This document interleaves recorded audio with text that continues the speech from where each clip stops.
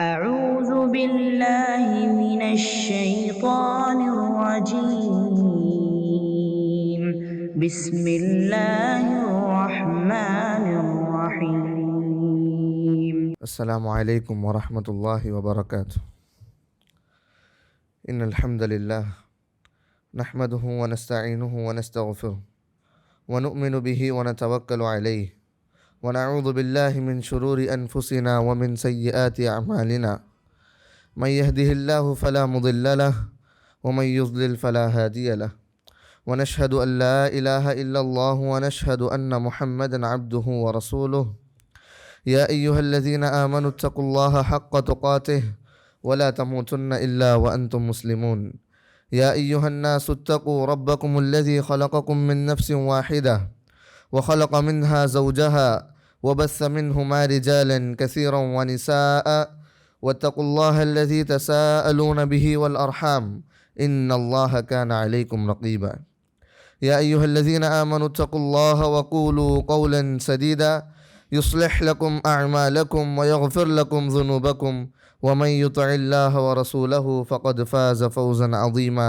أما بعد فإن أصدق الحديث كتاب الله وخير الهدي هدي محمد صلى الله عليه وسلم وشر الأمور محدثاتها وكل محدثة بدعة وكل بدعة ضلالة وكل ضلالة في النار فأعوذ بالله السميع العليم من الشيطان الرجيم من همزه ونفخه ونفثه والذين جاءوا من بعدهم يقولون ربنا اغفر لنا ذنوبنا ولإخواننا الذين سبقونا بالإيمان ولا تجعل في قلوبنا غلا للذين آمنوا ربنا إنك رؤوف رحيم رب اشرح لي صدري ويسر لي أمري واحلل عقدة من لساني يفقهوا قولي۔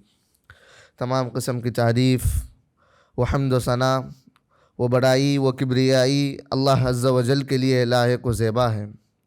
لاکھوں کروڑ درود و سلام ہوں آخری الزمان رحمت للعالمین محمد مصطفیٰ صلی اللہ علیہ وسلم پر، جنہیں اللہ تعالیٰ نے رحمت بنا کر، ہادی بنا کر، پیشوا بنا کر ہمارے لیے مبعوث کیا۔ میں سب سے پہلے اللہ کے بارگاہ میں دعا کرتا ہوں کہ اللہ تعالیٰ جہاں ہمیں اس علمی مجلس میں جمع کیا، اسی طرح ہم تمام کو جنات الفردوس میں جمع کرے اور ہمارے جمع ہونے کو قبول کرے، آمین۔ محترم بھائیوں، نوجوانوں اور لاحق احترام ماؤں اور بہنوں،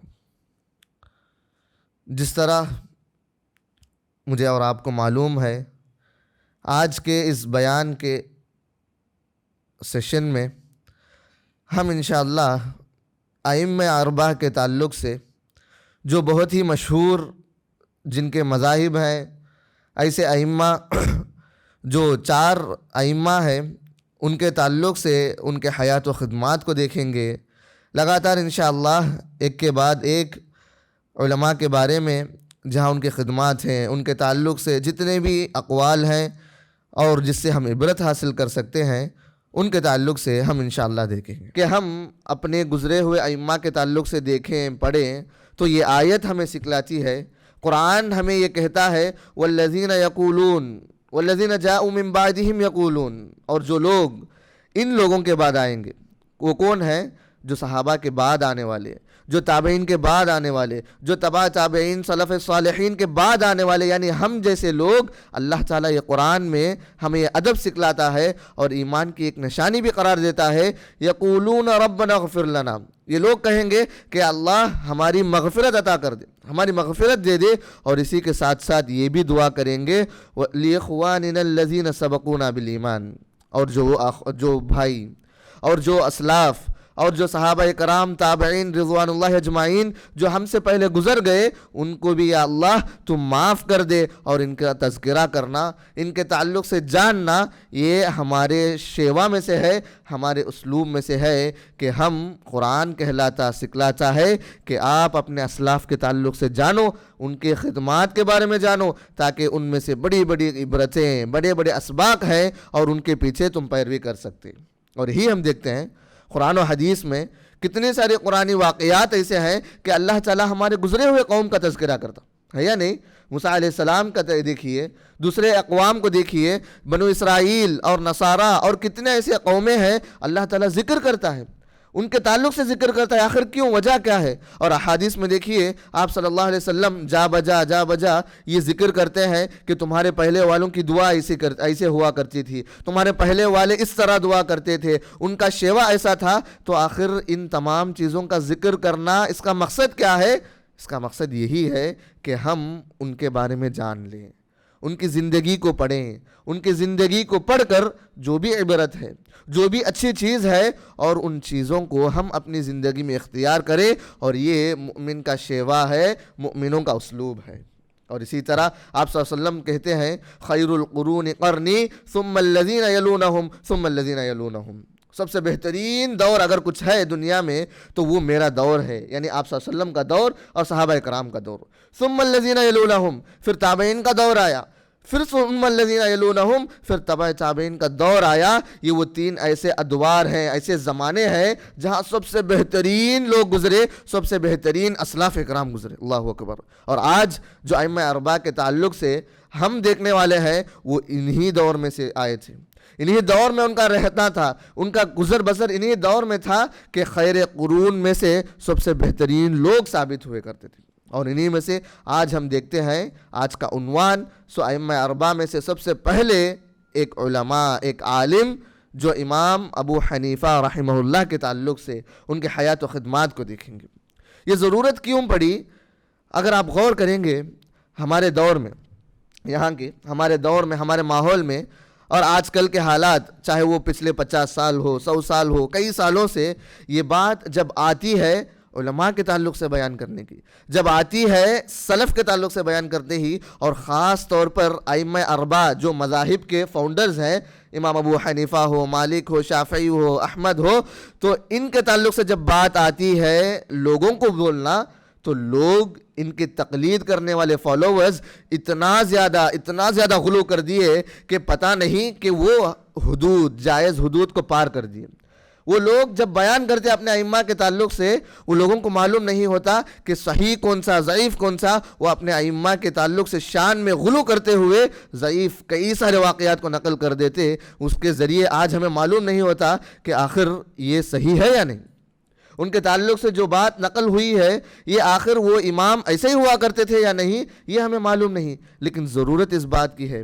تو آپ دیکھیں گے، غور کیجئے، امام ابو حنیفہ کو اٹھا لیجئے، مثلا امام ابو حنیفہ کی جو سوانح حیات ہے، ان کے خدمات کے تعلق سے اٹھائیے، ان کے تعلق سے ان کے شان میں غلو کرتے ہوئے اللہ اکبر، نہ جانے لوگ اتنا غلو کر کے بیان کر دیتے کہ چند مثالیں آپ کے سامنے پیش کرتا ہوں کہ جب امام ابو حنیفہ کے تعلق سے یہ کہتے، حنفی لوگ، حنفی علماء یہ بیان کرتے ہیں اپنے ائمہ کے علماء کے تعلق سے کہ ہاں امام ابو حنیفہ کیسے ہوا کرتے تھے۔ ایک مثال ہے کہ وہ لوگ اپنی کتابوں میں نقل کرتے ہیں، امام ابو حنیفہ رحمہ اللہ کا مدینہ جانا ہوا، مدینہ کا دورہ ہوا، جانے کے بعد مدینے والے امام ابو حنیفہ کو دیکھتے ہیں اور خواہش کرتے ہیں کہ ان سے میں علم حاصل کروں، اور درخواست کرتے ہیں امام ابو حنیفہ رحمہ اللہ آپ ہمارے پاس علم کو پھیلائیے، آپ کے پاس ہم بیٹھیں گے، درس حاصل کریں گے، تعلیم حاصل کریں گے۔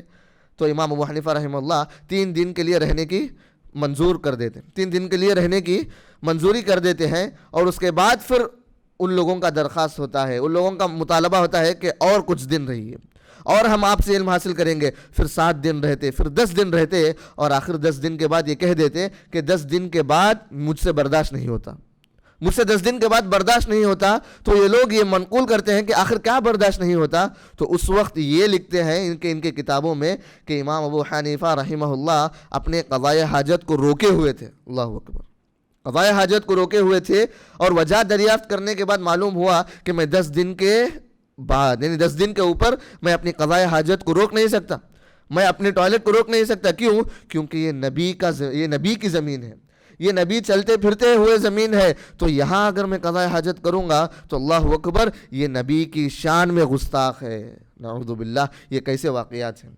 کیا صحابہ اکرام قضاء حاجت نہیں کرتے تھے؟ نبی کریم صلی اللہ علیہ وسلم کے اس دور کے تھے صحابہ اکرام، اس کے بعد آنے والے لوگ تھے، لیکن وہاں کیا صحابہ اکرام قضاء حاجت نہیں جاتے تھے؟ نہیں، بلکہ میرے بھائی بلکہ یہاں بات تو ایسی ہے کہ ان کی شان میں اتنا پاک، اتنے اعلیٰ اور اتنے ہمارے امام صحیح ہے کہ قضاء حاجت کرنے کو بھی صحیح نہیں سمجھتے تھے۔ اللہ اکبر، یہ صراحتاً غلط ہے، یہ صریح غلط بات ہے کہ آج ہمارے دور میں، ہمارے آج کل کے دور میں یہ بات غلو کے طور پر امام ابو حنیفہ کے تعلق سے کئی سارے ایسے باتیں منقول کر دیتے، کئی سارے ایسی باتیں پیش کر دیتے جو کہ بالکل صحیح نہیں ہوتی ہیں۔ اور اسی میں سے اگر آپ دیکھیں گے، یہ بہت ہی مشہور بات ہے، بہت ہی مشہور ایک واقعہ ہے کہ امام ابو حنیفہ کے تعلق سے کہ وہ اپنے زندگی کے 40 سال عشاء کی جو وضو ہے، عشاء کے وقت جو وضو کرتے، اسی وضو میں وہ فجر کی نماز پڑھتے تھے۔ اللہ اکبر، یہ کیسے ہو سکتا؟ یہ انسانی فطرت کے خلاف ہے۔ یہ انسان اپنے آپ کو نیند سے کنٹرول نہیں کر پاتا، اور شریعت کا حکم کیا ہے؟ جب بندہ وضو کے باوجود، وضو کرنے کے بعد نیند میں ڈوب جاتا، یعنی گہری نیند لے لیتا، اس کا وضو ملغا ہے، یعنی اس کا وضو توڑ گیا۔ اللہ اکبر، لیکن یہ کہتے کیا کہ امام ابو حنیفہ رحمہ اللہ 40 سال تک اپنے عشاء کے وضو سے فجر پڑھا کرتے تھے۔ لیکن دیکھیے اصل کیا ہے، امہات المؤمنین ام سلمہ رضی اللہ عنہا یہ کہتی ہے کہ آپ صلی اللہ علیہ وسلم جو تہجد کے پابند تھے، جو عشاء کے بعد تہجد ہر ہمیشہ پڑھا کرتے تھے، لیکن آپ صلی اللہ علیہ وسلم سے بھی کبھی کبھار تہجد کی نماز فوت ہو جاتی، یعنی آپ صلی اللہ علیہ وسلم پڑھتے نہیں، کبھی نیند کا غلبہ ہوتا، کبھی آپ صلی اللہ علیہ وسلم بیمار ہو جاتے، تو اس وجہ سے رسول اللہ تہجد ادا نہیں کرتے۔ پھر اس کے بعد چل کر رسول اللہ اس کے دوسرے دن فجر اور ظہر کے درمیان اس نماز کے قضا کر لیتے، لیکن یہ آپ صلی اللہ علیہ وسلم کے لیے خاص تھی کہ تہجد کی نماز وہ قضا کرتے تھے۔ تو دیکھیے، جو امام الانبیاء، ان سے زیادہ تقوی والا کوئی نہیں ہوتا، تو امام الانبیاء کے تعلق سے امہات المؤمنین کہتی ہے کہ آپ صلی اللہ علیہ وسلم خود بھی تہجد کو چھوڑا کرتے تھے، لیکن یہاں 40 سال تک امام ابو حنیفہ رحمہ اللہ سوئے بغیر عشاء کی جو وضو ہے اسی سے فجر پڑھتے۔ یہ سننے والے کے لیے خود معلوم ہو جائے گا کہ یہ کتنا غلو ہے، کتنا انتہا ہے جو آج ہمارے دور میں ہے۔ اسی لیے امام شاہ ولی اللہ رحمہ اللہ جو بہت بڑے محدثین ہمارے ہند کے، انڈیا کے ہیں، جو دہلی میں ہوا کرتے تھے، تو ان کا یہ قول ہے، جو حنفی فقہ کے عالم تھے، ایسا نہیں کہ یہ بالکل دوسرے مذہب کے تھے یا ایسا نہیں، بلکہ یہ حنفی فقہ کے عالم ہے، اور یہ کہتے ہیں کہ وہ جو شاگرد ہوا کرتے تھے امام ابو حنیفہ کے، یہ آج کل کا دور ہے، یہ اندھی تقلید، یعنی آنکھ باندھ کر کے اپنے اماموں کی اندھی تقلید کرنا، یہ آج کل کے دور کا کام ہے۔ لیکن اس وقت جو امام کے اصل شاگرد ہوا کرتے تھے، ابو حنیفہ رحمہ اللہ ہو یا چاہے وہ ائمہ اربعہ میں سے کوئی بھی ہو، وہ لوگ اندھی تقلید نہیں کرتے، بلکہ امام جو ان کے ہوتے تھے، ان کے خلاف ان کے فتاوے ہوتے تھے، ان کے مسائل میں وہ خود خلاف ہوتے تھے، لیکن باوجود وہ حنفی رہتے، باوجود اس کے کہ وہ اپنے آپ کو حنفی کہتے، وہ شافعی مالکی کہتے، لیکن اٹھا کر دیکھیے ان ائمہ کے شاگردوں کی حالت کیا تھی، وہ اپنے علماء، اپنے استاد کی خلاف ورزی کرتے تھے۔ خلاف ورزی اس بات میں کہ بات آ جاتی جب حدیث کی، بات آ جاتی جب دلیل کی، تو اپنے علماء کے فتاوے کو اٹھا کر رکھ دیتے اور دلیل کی پیروی کرتے۔ اللہ اکبر، ایسے ہوا کرتے تھے اسلاف، ایسے ہوا کرتے تھے ان کے اصل شاگرد۔ لیکن آج کل کا دور کیا ہے، ہمارے علماء کرام جو مختلف فقہ کے مذہب سے، مختلف مکاتب فکر سے ہیں، وہ لوگ غلو میں اتنا انتہا کر دیتے کہ آج ان کے صحیح سوانح حیات ہے کیا وہ ہمیں پتہ نہیں۔ تو دیکھیے کہ ہم یہ انٹروڈکشن کے طور پر میں یہ کہہ دیا کہ کیوں اس کی ضرورت ہے۔ ایک تو یہ اللہ تعالیٰ قرآن میں کہتا ہے کہ ہم ان لوگوں کے تعلق سے پڑھیں بھی، اور اس کے ساتھ ساتھ مستند روایات سے ان کے سوانح حیات کو، ان کے خدمات کو ہم دیکھیں۔ تو دیکھیے امام ابو حنیفہ رحمہ اللہ کے تعلق سے ہم چند باتیں جانیں گے۔ پہلی بات، امام ابو حنیفہ رحمہ اللہ کا نام یہ تو مشہور ہو گیا ابو حنیفہ ہے، لیکن عرب والوں کا ایک کلچر ہے کہ وہ اپنے لڑکا یا لڑکی کے تعلق سے نسبت کرتے ہوئے ان کے تعلق سے اپنا نامزد کر لیتے تھے ابو حنیفہ، یعنی ابو حنیفہ ان کا نام نہیں بلکہ یہ ان کی کنیت تھی، یعنی ان کی بیٹی حنیفہ، ایک روایت میں آتا ہے کہ یہ ان کی بیٹی تھی جس کے تعلق سے، جس کی طرف وہ نسبت کرتے ہوئے اپنا نام ابو حنیفہ رکھ لیے، لیکن اصل نام ان کا کیا ہے؟ یہاں بھی دیکھیے، جو اپنے آپ کو آج کے دور میں حنفی کہتے، حنفی مذہب کے بہت ہی اندھی تقلید کرنے والے کہتے، امام ابو حنیفہ کا نام اگر آ جائے تو اپنے جان کو نچھاور کر دیں گے کہتے، لیکن جا کر ان سے پوچھئے امام ابو حنیفہ کا اصل نام کیا ہے؟ ابو حنیفہ کو چھوڑ کر ان کا اصل نام بتا دیجئے. اگر یہ آپ ان سے کہیں گے تو وہ استطاعت نہیں رکھتے کہ ابو حنیفہ کا نام اصل نام بتانے کے لیے. تو امام صاحب کا نام کیا تھا؟ نعمان بن ثابت رحمہ اللہ، یہ ان کا نام تھا. نعمان ثابت یہ ان کے والد صاحب کا نام تھا، اور یہ دراصل 80 ہجری میں پیدا ہوتے ہیں. یعنی آپ صلی اللہ علیہ وسلم کے انتقال کے 70 سال بعد 80 ہجری میں کوفہ یعنی ایران کا جو جگہ ہے، ایران کے ایک سٹیٹ کوفہ میں پیدا ہوتے ہیں.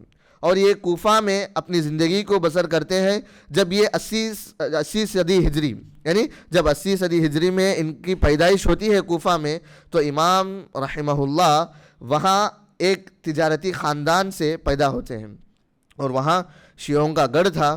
ایران چونکہ آپ صلی اللہ علیہ وسلم کے بعد خلیفہ کے زمانے سے ہی یہ شیعہ کا گڑھ بن چکا تھا، تو امام ابو حنیفہ رحمہ اللہ ایک فارس کے خاندان سے تعلق رکھتے تھے. یعنی امام ابو حنیفہ رحمہ اللہ عربی خاندان والے نہیں تھے بلکہ عجم تھے، یعنی فارس جسے کہتے ہیں، فارسی خاندان سے ان کا تعلق ہوا کرتا تھا. اور اسی طرح امام ابو حنیفہ ہو یا اس کے بعد آنے والے تمام ائمہ کے غور کیجئے کہ عرب سے زیادہ عجم کے علماء دینی خدمات میں آگے آگے رہتے تھے. یہ دراصل آپ صلی اللہ علیہ وسلم کی پیشن گوئی تھی. آپ صلی اللہ علیہ وسلم اسی دور میں کہہ دیے لو کان العلم فی الثریا، یعنی علم اگر وہ ثریا میں بھی ہو، یعنی علم آسمان میں بھی ہو، لتناولہ رجل من ابناء فارس. اللہ اکبر. اگر ثریا میں بھی آسمان میں بھی علم رکھا گیا ہو، شرعی علم، تو یہ لوگ جو فارس کے لوگ ہیں، یعنی جو امام ابو حنیفہ کے قبیلے کے لوگ ہیں، یہ آسمان میں بھی جا کر اس علم کو حاصل کر لیں گے. اور یہ بات آپ صلی اللہ علیہ وسلم کی سچ نکلی. اس کے بعد اگر آپ غور کریں گے تاریخ میں، عرب سے زیادہ عجم کے علماء، چاہے وہ حدیث کے میدان میں ہو، فقہ کے میدان میں ہو، دوسرے تمام میدان میں ہو، یہ عجم کے علماء آگے آگے رہتے تھے. اور اسی تعلق سے امام ابو حنیفہ رحمہ اللہ بھی یہ اسی خاندان میں سے تھے. اور جب بات آتی ہے امام ابو حنیفہ رحمہ اللہ کے پیشے کی جب بات آتی ہے، یعنی کمائی کا ذریعہ، یہ امام ابو حنیفہ رحمہ اللہ دراصل ایک تجارتی خاندان سے ان کا وابستہ تھا. یعنی یہ تاجر خاندان میں سے تھے، یہ بھی دراصل تاجر ہوا کرتے تھے. ان کا جو شروعات کا دور تھا، ایسا نہیں کہ شروع سے ہی علم حاصل کرنے لگ گئے، نہیں، بلکہ یہ تاجر ہوا کرتے تھے. تاجر ہوا کرتے، بازار میں جاتے، تجارت کرتے، اور بہت ہی بہترین تاجر ثابت ہوئے. اتنا ہی نہیں بلکہ جب اگر ان کے علمی سفر کا آغاز اگر ہم غور کریں گے تاریخ میں، روایت آتے ہیں کہ یہ علمی سفر، جب یہ علم حاصل کرنے کی جو خواہش ان میں پیدا ہوئی، وہ بھی تجارتی طور پر ہی ہوئی. کیسے؟ یہ واقعہ ہے کہ امام ابو حنیفہ رحمہ اللہ اکثر تجارتی غرض سے بازار کو جاتے. کوفہ کے جو بازار ہیں، وہاں کے بازار میں جاتے، تجارتی غرض میں بیٹھتے، تجارت کرتے، بزنس کرتے، اور واپس آ جاتے. تو وہاں کے بڑے بڑے علماؤں میں سے امام شعبی رحمہ اللہ بھی ایک بڑے عالم تھے. ان کے فتاوے جاری ہوتے تھے، ان کے دروس باقاعدہ منعقد ہوتے تھے. تو امام شعبی رحمہ اللہ یہ ابو حنیفہ رحمہ اللہ جو ایک لڑکے ہیں، تاجر ہیں، ان کو دیکھتے ہیں. ان کو دیکھنے کے بعد یہ بہت ہی ماہر تھے چہرے پڑھنے میں. امام شعبی رحمہ اللہ، جو کہ ہم تمام کو جانتے ہیں نا کہ کچھ لوگ ہوتے ہیں کہ اللہ تعالیٰ ان کو غیر معمولی طور پر چہرے دیکھ کر پڑھنے کا ایک علم دیتا ہے. ایک الگ ہی خوبی ہوتی، صلاحیت ہوتی ہے کہ آپ کے چہرے کو دیکھ کر آپ کو جان لیتے ہیں کہ آپ کس فیلڈ میں ماہر ہیں، یا پھر آپ کیا کر سکتے ہیں، آپ صحیح ہیں یا نہیں. تو امام شعبی رحمہ اللہ کچھ ایسے ہی شخصیت تھی. تو جب ابو حنیفہ رحمہ اللہ کو دیکھتے اور بلاتے ہیں، بلا کر کہتے ہیں کہ اے لڑکے، تو دراصل کیا کرتا ہے، یعنی آپ کا پیشہ کیا ہے، آپ کیا کرتے ہیں؟ تو امام ابو حنیفہ کہتے ہیں کہ میں تاجر ہوں. تو امام شعبی رحمہ اللہ کہتے ہیں کہ تجارت نہیں، کمائی کا ذریعہ نہیں، بلکہ کہاں علم حاصل کرتے ہیں، کون سے حلقات میں بیٹھتے ہیں، کہاں علم حاصل کرتے ہیں؟ تو امام ابو حنیفہ رحمہ اللہ کہتے ہیں کہ میں علم ایسے حاصل نہیں کرتا، میں کوئی حلقات میں نہیں بیٹھتا، بلکہ میں تاجر ہوں، تجارت کرتا ہوں. تو اس وقت امام شعبی رحمہ اللہ کہتے ہیں کہ تمہارے اندر میں ذہانت دیکھتا ہوں، یعنی چالاکی کو دیکھتا ہوں. تم بہت ہی ذہانت والے، فطانت والے ہیں، یعنی چالاک ہو. تو دراصل تم تجارت کے ساتھ ساتھ علم بھی سیکھا کرو، کیونکہ اللہ تعالیٰ تمہارے سے آگے چل کے بہت بڑی خدمات لینے والا ہے. انشاءاللہ تمہارے اندر یہ علم کی صلاحیت اور بڑھ سکتی ہے. اور آگے چل کے جب امام ابو حنیفہ رحمہ اللہ بڑھ جاتے ہیں، بڑے ہوتے ہیں، تو وہ یہ قول ذکر کرتے ہیں کہ امام شعبی رحمہ اللہ کا یہ جو قول تھا، یہ جو بات تھی، یہی میرے اندر علم سیکھنے کے جو وہ ولولہ تھا، جو علم سیکھنے کا جو شوق تھا، اسے بڑھا دیا. اور آگے چل کے کئی سارے لوگوں کو، کئی سارے اساتذہ کے پاس، استاد کے پاس، علماء کے پاس میں علم سیکھنے کے لیے گیا. اور جو بھی آج کا مقام ہے، یہ امام شعبی رحمہ اللہ کا صرف وہ ایک قول ہے.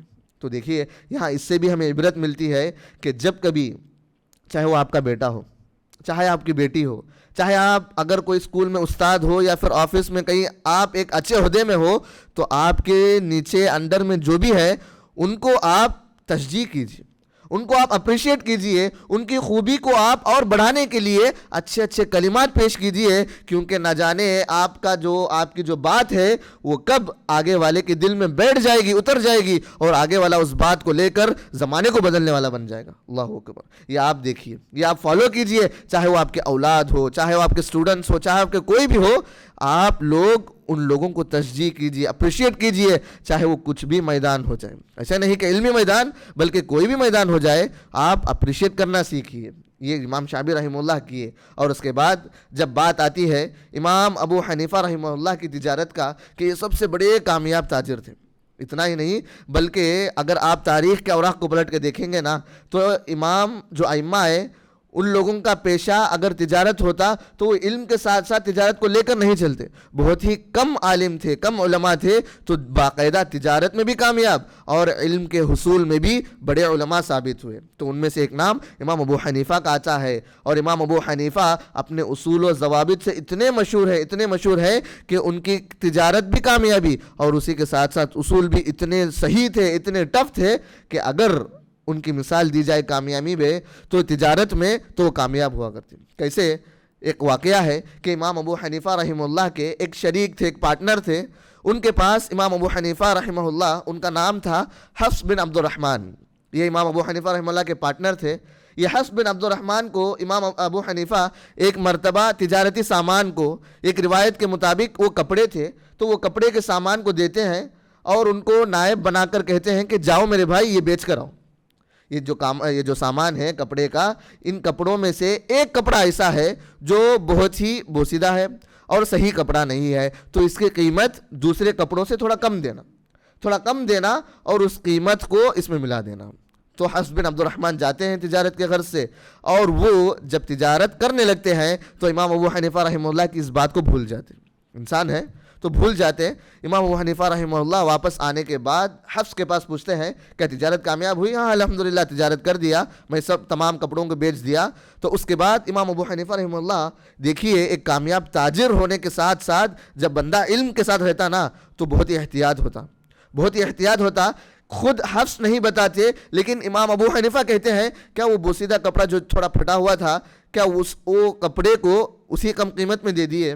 تو اس وقت حفص کو یاد آتا ہے کہ اللہ اکبر، میں تو بھول گیا ہوں۔ تو جب ابو حنیفہ کے پاس رحمہ اللہ کے پاس کہتے ہیں کہ امام صاحب میں بھول گیا دراصل اس کپڑے کو بول کر بیچنے کے لیے، کم قیمت میں بیچنے کے لیے، تو اس کے بعد امام ابو حنیفہ رحمہ اللہ پریشان ہو جاتے اور دریافت بھی کرتے ہیں کیا آپ کو معلوم ہے کہ وہ قیمت کتنے کو آپ نے بیچا ہے؟ وہ قیمت یعنی وہ جو روپیہ آپ نے بیچا ہے تو کون سی قیمت ہے آپ کو معلوم ہے؟ تو وہ کہتے ہیں نہیں، اتنا بھی یاد نہیں، سب پیسہ ملا ہوا ہے۔ اللہ اکبر۔ یہاں نوٹ کیجئے امام ابو حنیفہ رحمہ اللہ کا تقوی اور اصول و ضوابط یہ تھا کہ معلوم نہیں، وہ پیسہ مل گیا، اب یہ پیسہ حلال ہے یا نہیں معلوم نہیں، وہ کپڑا، وہ قیمت صحیح ہے یہ تو نہیں، اور وہ قیمت مل گئی ہے۔ تو امام ابو حنیفہ رحمہ اللہ جو تجارت کے جو سامان کا جو عوض میں آیا، جو قیمت آئی، اس تمام قیمت روپیے کو اٹھا کر صدقہ میں دے دیتے۔ اللہ اکبر۔ یہ تھا تقوی ائمہ اربعہ کا، یہ تھا تقوی ہمارے علماء کا، ہمارے اسلاف کا، کہ اگر شک و شبہات آ جائے اس حدیث پر عمل کر دیتے، ان الحلال بین وان الحرام بین، حلال بھی اللہ تعالیٰ نے دکھا دیا، حرام بھی دکھا دیا، اور اس کے بیچ میں شبہات یعنی ڈاؤٹ فل تھنگز ہیں، ڈاؤٹ فل چیزیں ہیں۔ اگر ڈاؤٹ فل ہو آپ کے کاروبار میں، علم میں، دوسرے تمام معاملات میں، اگر آپ شک کرتے ہو کہ یہ حلال ہے یا حرام ہے، تو ان شبہات کو چھوڑ دو۔ تو امام صاحب دیکھیے اتنی کامیابی کے ساتھ تجارت کے پیسے کو اللہ کے راہ میں صدقہ کر دیے۔ کیوں؟ صرف محض ایک ہی وجہ کہ وہ ایک قیمت پتہ نہیں کیا وہ اس میں ہے یا نہیں۔ اللہ اکبر۔ یہ تھی ان کی راز۔ یہ امام صاحب امام ابو حنیفہ رحمہ اللہ جب کبھی تجارت کرتے اپنے اصول و ضوابط میں بہت ہی سخت ہوا کرتے تھے، یہ ان کی کامیابی کی راز بھی تھی۔ اور اسی طرح اور یہ کامیابی دولت مندی کو اور برکت میں ڈال دی کہ امام ابو حنیفہ رحمہ اللہ تجارت کے ساتھ ساتھ اپنے دولت مندی کو لوگوں کے پریشانی کا حل بھی بناتے، قرض بھی دیتے، اور اتنا قرض دیتے کہ امام ابو حنیفہ رحمہ اللہ لوگوں میں مشہور بھی تھے قرض دینے میں، اور اسی طرح ایک واقعہ ہے کہ امام ابو حنیفہ رحمہ اللہ ایک بار ایک شخص کو قرض دے دیے. تقویٰ دیکھیے اللہ اکبر ہمارے اسلاف کا, کہ قرض دینے کے بعد جب وقت آ گیا جاتے ہیں قرض لینے کے لیے اس شخص کے پاس, اور اس شخص کے پاس اس کے گھر کے باہر کھڑے ہو کر دستخط دیتے ہیں, آواز دیتے ہیں کہ امام ابو حنیفہ آیا ہوں قرض لینے کے لیے. جب وہ شخص بھاگ کر آ کر دیکھتا ہے تو امام ابو حنیفہ رحمہ اللہ اس گھر کے آنگن میں کھڑے ہیں, باہر کھڑے ہیں اور کڑی دھوپ میں کھڑے ہیں. تو وہ شخص دیکھتا ہے کہ اس گھر کا سایہ ہے, اس گھر کے پاس کچھ سائے کا مقام بھی ہے, لیکن امام ابو حنیفہ رحمہ اللہ اس سائے کو چھوڑ کر دھوپ میں کھڑے ہیں. اور وہ شخص کہتا ہے کہ امام ابو حنیفہ رحمہ اللہ آخر ماجرا کیا ہے کہ آپ تھوڑا سا سائے میں آ کر کھڑے ہو جاتے, اب اتنا دھوپ اتنی مشقت سہا کر کیوں کھڑے ہیں؟ تو امام ابو حنیفہ رحمہ اللہ کا جواب تھا معلوم کیا ہے؟ اللہ اکبر, وہ کہتے ہیں کہ یہ آپ کے گھر کا سایہ ہے اور میں آپ کو قرض دیا ہوں, کہیں یہ اس قرض کے بدلے میں ایکسٹرا قیمت میں نہ بدل جائے, کہیں یہ ربا انٹرسٹ نہ ہو جائے. اللہ اکبر, تو اسی لیے میں دھوپ میں کھڑا رہا. اللہ اکبر, سبحان اللہ. یہ تھے ائمہ کرام. وہ سایہ کوئی پوچھنے والا ہے کیا؟ وہ قیمت الگ, قرض الگ, لیکن اس قرض کے عوض یہ سوچتے ہیں کہ اس بندے کا مقروض کا سایہ بھی میرے لیے انٹرسٹ میں نہ بدل جائے. تو امام ابو حنیفہ رحمہ اللہ کھڑی دھوپ میں رہنے کے لیے سہا لیے, لیکن اس گھر کے سائے میں نہیں ٹھہرے. اللہ اکبر. یہ تھی کامیابی ان کے تمام تجارتوں کی, اور یہ تقوی دار کی علامت ہے کہ امام ابو حنیفہ رحمہ اللہ کی, کہ وہ کامیاب تاجر اور اس کے ساتھ ساتھ امام ابو حنیفہ رحمہ اللہ ایک بہت بڑے عالم ہونے کا ایک ثبوت ہے. یہی سامان حیات ہے, اسی سے ہمیں عبرت حاصل کرنا چاہیے, ایسے واقعات سے عبرت حاصل کرنا چاہیے. اسی لیے امام ابو حنیفہ رحمہ اللہ کی ذکر جب بھی ہوتا ہے تو وہ تقوی دار کے ساتھ ساتھ کامیاب تاجر ایسے واقعات سے ثابت ہوتے ہیں. اور آگے چل کے جب امام ابو حنیفہ رحمہ اللہ کے علمی طور پر علمی جو سفر تھا, اس علمی سفر میں ہم غور کریں گے تو امام ابو حنیفہ رحمہ اللہ اپنے نوجوانی کے مرحلے سے ہی علم حصول, علم دین کو حاصل کرنے میں لگ گئے. یعنی امام شعبی رحمہ اللہ کے اس نصیحت کے بعد یہ علم کو حاصل کرنے میں لگ گئے, یہاں تک کہ کئی سارے علماء کے پاس گئے. خود ہی کوفہ میں ان کے اساتذہ کرام کا نام, یعنی علماء کرام کا نام, جس کے پاس یہ علم حاصل کیے, ان کا نام چند لیتا ہوں کہ کوفہ میں حماد بن ابی سلیمان نامی ایک بہت بڑے عالم تھے جو بہت بڑے فقہ کے ماہر تھے. انہی کے پاس سے ان کا علم کا سفر آغاز ہوا, اور بعد میں چل کے اگر آپ غور کریں گے سیرت میں, یہ حماد بن سلیمان رحمہ اللہ ان کی وفات کے بعد ان کی جو جگہ ہے, جو مسند ہے جہاں یہ بیٹھ کر درس دیتے تھے, تو کوفہ کے لوگ باقاعدہ امام ابو حنیفہ رحمہ اللہ کو انتخاب کیے حماد رحمہ اللہ کے بعد. تو دیکھیے استاد کے پاس علم حاصل کیے اور مقام اتنا بڑھائے کہ استاد کے اس جگہ میں فائز ہوئے. اللہ اکبر. اور جب کوفہ میں علم حاصل کیے تو اس کے بعد مزید علم کے سفر کو جاری رکھنے کے لیے امام ابو حنیفہ جاتے ہیں مکہ کو. مکہ میں عطا بن رباحہ رحمہ اللہ کے پاس جاتے ہیں علم حاصل کرنے کے لیے. اسی طرح مدینے کو ان کا دور تھا, مدینے میں بھی جایا کرتے تھے, تو وہاں باقر بن زین العابدین رحمہ اللہ کے پاس یہ علم حاصل کیے.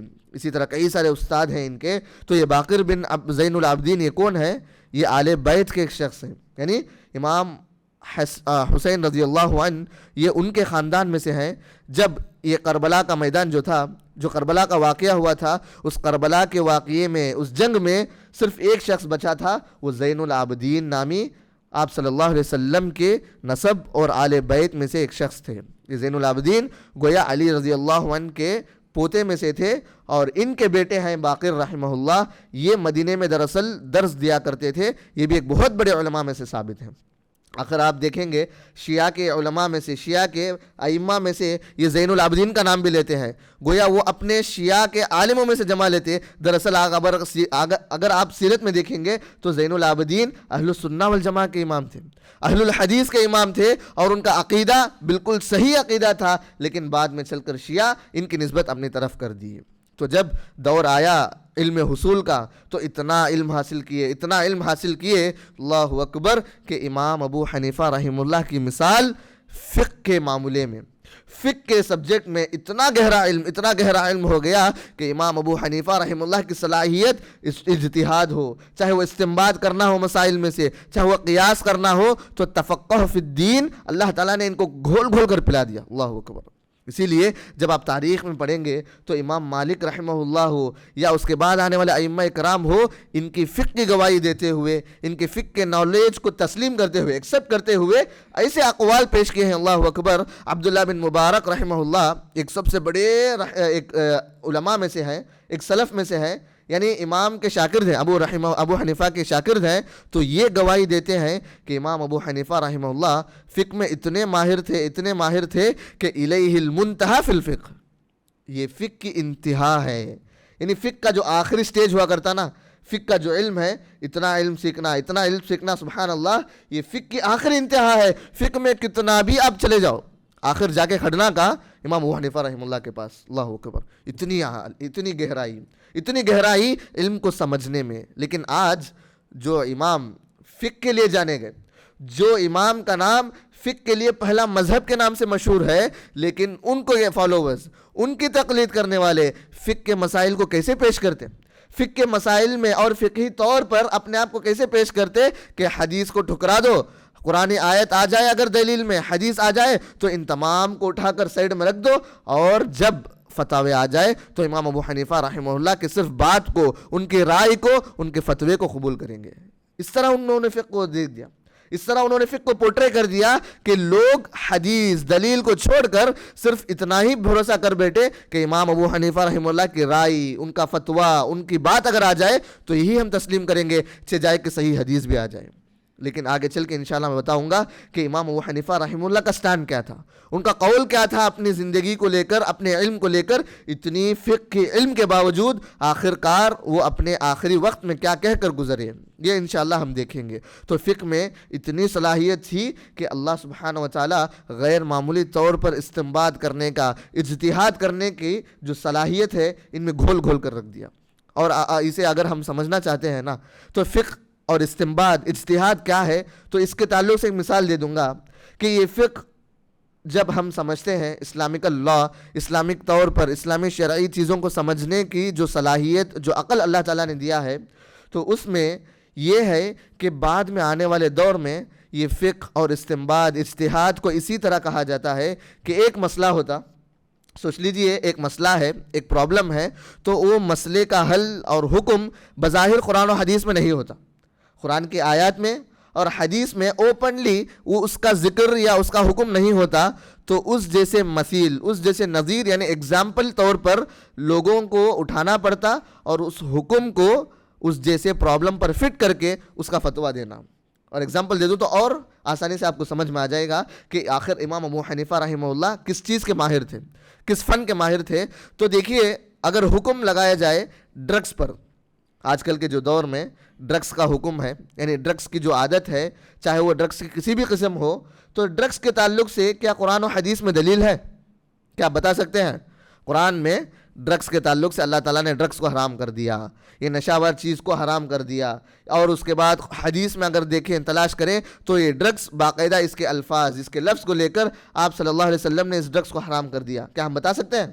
بالکل نہیں بتا سکتے۔ یہی فقہ ہے اور یہی وہ نالج ہے جو امام ابو حنیفہ رحمہ اللہ کے اندر کوٹ کوٹ کر بھرا تھا کہ یہ ڈرگس تو حرام ہم نہیں کہہ سکتے بظاہر، لیکن اسی جیسے ایک حکم کو، ایک مسئلے کو ہم ایگزامپل کمپیئر کریں گے اور اس کے بعد ریزن کو اٹھا کر حکم کریں گے۔ کیسے؟ ڈرگس کے اندر ہوتا کیا؟ ڈرگس کے اندر نشہ ہوتا ہے نا، ڈرگس اگر کوئی استعمال کرتا، کنزیوم کرتا تو وہ نشے میں مبتلا ہو جاتا، لیکن ڈرگس کے تعلق سے تو کوئی دلیل نہیں، بلکہ دلیل ہے تو خمر کے تعلق سے ہے، تو پینے کے تعلق سے ہے، شراب کے تعلق سے ہے۔ اللہ سبحانہ و تعالیٰ کئی سارے آیتوں میں بتاتا ہے انما الخمر والمیسر والانصاب رجز من عمل الشیطان، یہ جو خمر، یہ شراب ہے اور دیگر جو حرام چیزیں ہیں، یہ اللہ تعالیٰ کی طرف سے حرام کردہ چیز ہے اور اس سے تم بچ کے رہو، یہ حرام ہے۔ تو دلیل کہاں آئی؟ شراب کے تعلق سے، اور شراب میں کیا چیز پائی جاتی ہے؟ نشہ، اور اس میں بھی نشہ ہے اور ڈرگز میں بھی نشہ، گویا یہ دو بھی چیز اسلامی شریعت میں حرام ہے۔ اسی کو کہتے ہیں اجتہاد کرنا، قیاس کرنا، کہ جو حکم جس کے تعلق سے بظاہر قرآن و حدیث میں نہیں ہے لیکن اس جیسے حکم قرآن و حدیث میں مل جائے تو اسے کمپیئر کر کے اجتہاد کرنے کو استنباط، اجتہاد قیاس کہتے ہیں۔ اور یہی علم تو اللہ اکبر امام ابو حنیفہ رحمہ اللہ کے اندر کوٹ کوٹ کے بھرا تھا، تاکہ امام ابو حنیفہ رحمہ اللہ اس مسئلے میں آگے چل کر اتنے بڑے فقیہ بنے کہ الیہ المنتہا فی الفقہ. ان کے تعلق سے گواہی دینی پڑی، ان کے تعلق سے یہ دینا پڑا، یہ قول دینا پڑا کہ یہ فقہ کی انتہا ہے. اگر فقہ کے مسائل کچھ بھی ہو جائے، امام ابو حنیفہ رحمہ اللہ سے آگے کوئی بڑھ نہیں سکتا. اللہ اکبر. اسی طرح جب فقہ کی بات آ جاتی ہے، جب ہم ان کے سوانح حیات کو، ان کی جو بایوگرافی کو پڑھتے ہیں، تو امام ابو حنیفہ رحمہ اللہ کئی سارے ڈیبیٹس بھی کیے کرتے تھے، کئی سارے مناظرے بھی کیا کرتے تھے، کہ ان میں سے ایک بہت ہی مشہور مناظرہ ہے، یعنی بہت ہی مشہور مناظرہ ایک ڈیبیٹ ہے جو امام ابو حنیفہ رحمہ اللہ ایک ملحد سے کیا کرتے. ایک ملحد سے ان کا ایک ڈیبیٹ ہوا تھا. یعنی ملحد ایتھسٹ ہے، جو خدا کا انکار ہوا کرتا ہے، یعنی وہ کسی بھی مذہب کو فالو نہیں کرتا، کسی بھی مذہب یا کسی بھی مذہب کے خداؤں کو تسلیم نہیں کرتا. وہ بالکل اپنے اس دنیا کو نیچر پر چھوڑ دیتا، فطرت پر چھوڑ دیتا کہ دنیا آپ خود بن گئی، دنیا کے لوگ آپ خود جینے لگتے ہیں. تو ایسے عقل پرست لوگوں کے سامنے ڈیبیٹس ہوا کرتے تھے. تو امام ابو حنیفہ رحمہ اللہ کی زندگی اٹھا کر دیکھیے، کئی سارے ڈیبیٹس ہیں. ان میں سے ایک ڈیبیٹ یہ ملحد ایتھسٹ سے ہوا. تو ڈیبیٹ کی جو ڈیٹ ہے وہ طے ہوئی. تو ڈیبیٹ کا دن آیا تو امام ابو حنیفہ رحمہ اللہ تھوڑا تاخیر سے آئے اس مناظرے کے لیے. تو وہ ملحد دیکھا، کیا آپ کے امام ابو حنیفہ رحمہ اللہ اتنے بڑے فقیہ ہونے کے باوجود کیا ڈر گئے؟ کیا ابھی تک نہیں آئے نا؟ کہاں چلے گئے انہوں؟ ابھی تک نہیں آئے نا؟ تو اس طرح مذاق کرنے لگا. لیکن امام ابو حنیفہ رحمہ اللہ کا تاخیر سے آنا بھی ایک حکمت سے تھا. کیسے معلوم؟ امام ابو حنیفہ رحمہ اللہ آتے ہیں، تاخیر سے تھوڑا آنے کے بعد جب پوچھا گیا وجہ، تو امام ابو حنیفہ نہ ڈیبیٹ کرتے، نہ لڑتے، نہ قرآن و حدیث سے دلیل دیتے، بس صرف ایک لفظ کہتے، ایک واقعہ کہتے ہیں کہ میں جب آ رہا تھا تو دیکھا کہ میرے اور یہاں آنے کے راستے کے بیچ میں ایک ندی تھی. اس ندی کو پار کرنے کے لیے میرے پاس کچھ آلہ نہیں تھا، یعنی کشتی ہو یا پھر جو پڑوا ہو، جو بوٹ ہو، وہ نہیں تھا. تو میں دیکھتے رہ گیا، سوچا میں کیسے پار کروں. تو دیکھتے ہی دیکھتے اچانک ایک جھاڑ آپ خود نکلا، اور وہ جھاڑ آپ خود اپنے آپ کو تراش کرنے لگا، اور لکڑیاں بنی، اور اس لکڑیوں سے وہ لکڑی آپ خود کشتی میں بدل گئی. اس کشتی میں بیٹھ کر الحمدللہ میں یہاں تک پہنچ گیا. تو ملحد گھر کے دیکھنے لگا، ارے امام صاحب کو کیا ہو گیا؟ کیا عقل ٹھکانے پہ ہے یا نہیں؟ اتنے بڑے امام اور کیا کچھ بکنے لگتے ہیں. تو اس کے بعد جب ملحد کہتا ہے کہ امام صاحب صحیح سلامت ہے نا آپ، تو کیا بولتے ہیں تم؟ تو امام صاحب کہتے ہیں کہ ہاں یہی واقعہ ہے. تو ملحد آخر اعتراف کرتا ہے کہ یہ کیسے عقل میں آتی ہے نہیں بات. یہ کوئی عقل مند آدمی جسے عقل ہے وہ یہ بات سوچ ہی نہیں سکتا کہ اچانک جھاڑ اٹھ جاتا ہے، اور وہ جھاڑ اٹھ کر جا کر آپ خود بنا لیتا، کشتی بنا کر اٹھ جاتا ہے. کون بھائی تسلیم کرے گا؟ تو جب پوچھنے کے بعد امام ابو حنیفہ اب آتے ہیں ڈیبیٹ میں. ڈیبیٹ تو نہیں، بلکہ صرف یہ کہتے ہیں کہ میرے بھائی الحمدللہ اللہ تجھے عقل دیا ہے، صرف ایک جھاڑ کشتی میں بدلنے کو تو تسلیم نہیں کرتا، تو مانتا نہیں. تو سوچ کہ اتنی بڑی کائنات، اتنے بڑے آسمان و زمین، اور اتنے سارے ملین آدمی پیدا ہوتے ہیں، تو یہ آپ خود پیدا ہو جاتے ہیں. ختم، ڈیبیٹ وہیں سے ختم. امام ابو حنیفہ رحمہ اللہ جیت گئے. اللہ اکبر. ہکا بھکا رہ گیا وہ، اور اس کے پاس جواب نہیں تھا اس ملحد کے پاس کہ آخر میں اس کے بعد کیا پیش کروں دلیل، کہ صرف ایک جھاڑ کشتی میں نہیں بدل سکتا، تو وہاں جا کر اتنی بڑی کائنات کیسے آپ خود چل سکتی ہے. اللہ اکبر. اتنی علم، اتنی گہرائی تھی علم میں. اللہ اکبر. یہی تھے امام ابو حنیفہ رحمہ اللہ. جب بات آ جاتی ہے علم کے تعلق سے، امام ابو حنیفہ رحمہ اللہ کو ہلانے کے لیے کوئی نہیں تھا اس دور میں. اور اس کے بعد جب امام ابو حنیفہ رحمہ اللہ کے عقیدے کو دیکھیے، آج کے حنفی، ہمارے اس دور کے حنفی بھائی جب مسائل میں اتنے الجھ جاتے ہیں، اتنے باتیں کرتے ہیں، فقہی، ہم حنفی ہیں، فقہ میں اتنا اندر گہرا اتر جاتے ہیں، لیکن بات آتی ہے عقیدے کی، ان کے منہ کھلیں گے نہیں. ان کے منہ کھلیں گے نہیں عقیدے کے تعلق سے. پوچھئے جا کر امام ابو حنیفہ رحمہ اللہ عقیدہ کیا تھا، وہ کہیں گے ہمارا ہی عقیدہ تھا. لیکن غور کیجئے، سیرت کو پڑھیے، امام ابو حنیفہ رحمہ اللہ کا عقیدہ آخر کیا تھا؟ آخر عقیدہ وہی تھا جو منہج السلف کا تھا. عقیدہ وہی تھا جو صحابہ کرام کا عقیدہ تھا. عقیدہ وہی تھا جو اللہ اور اس کے رسول کو جو ایک مانتے ہیں، اور اس کے بعد صحابہ کی پیروی کرتے، اور اس کے بعد ان کا دور جب آیا، اس دور میں جو سلف الصالحین کا عقیدہ تھا وہی عقیدہ تھا کہ صحیح سالم یہ اس عقیدے پر تھے. اس کی دلیل کیا، گواہی کیا ہے؟ امام ابو حنیفہ رحمہ اللہ کہاں پیدا ہوئے؟ کوفہ میں پیدا ہوئے. اور کوفہ میں پیدا ہوئے، اور کوفہ گویا شیعوں کا گڑھ تھا، شیعہ سے بھرا ہوا تھا، اور اس دور میں شیعوں کے پاس ایک مناظرے کی بات، ایک عام طور پر بات یہی تھی، عثمان رضی اللہ عنہ کے تعلق سے ان کی شخصیت پر کیچڑ اچھالنا، ان کے تعلق سے نعوذ باللہ گالی گلوچ دینا، اور ان کے تعلق سے برا بھلا کہہ کر امتیوں کو، مسلمانوں کو غلط راستے پر لے جانا ان کا ایک خاص مشن تھا اس دور میں۔ اور دیکھیے امام ابو حنیفہ رحمہ اللہ اسی دور کے، اسی محلے کے، اسی اسٹیٹ کے تھے، لیکن ان کا عقیدہ جانیے، سیرت میں آتا ہے کہ اتنی مخالفتوں کے باوجود، اتنے شیعہ لوگوں کے باوجود، معلوم امام ابو حنیفہ کیا کیے؟ ابو حنیفہ رحمہ اللہ عثمان رضی اللہ عنہ کے بارے میں درس دیا کرتے تھے، عثمان رضی اللہ عنہ کی خلافت میں درس دیا کرتے تھے، ان کے خلافت کے بارے میں، ان کے عقیدے کے بارے میں، اور امام ابو حنیفہ رحمہ اللہ عثمان رضی اللہ عنہ کے تعلق سے دعائیں کلمات بھیجتے تھے، اور آخر میں درس میں دعا کرتے تھے کہ عثمان رضی اللہ عنہ کے تعلق سے اگر کوئی کہتا، اس کے تعلق سے اس کا ایمان وہ چیک کر لینا چاہیے۔ اللہ اکبر۔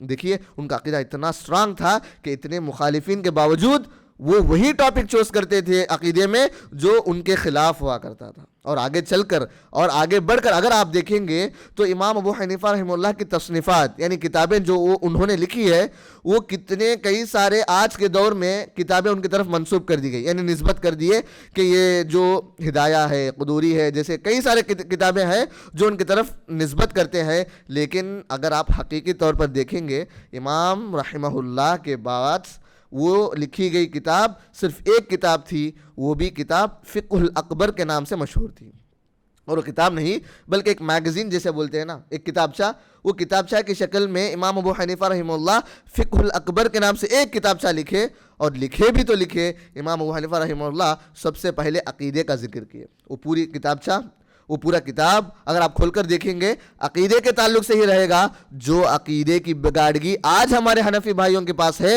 اس کے تعلق سے صحیح اقوال ہیں۔ کیسے؟ امام ابو حنیفہ رحمہ اللہ اپنے اس عقیدے کی کتاب میں لکھتے ہیں، من قال لا ادری رب ام فی السماوات والارض فہو کفر۔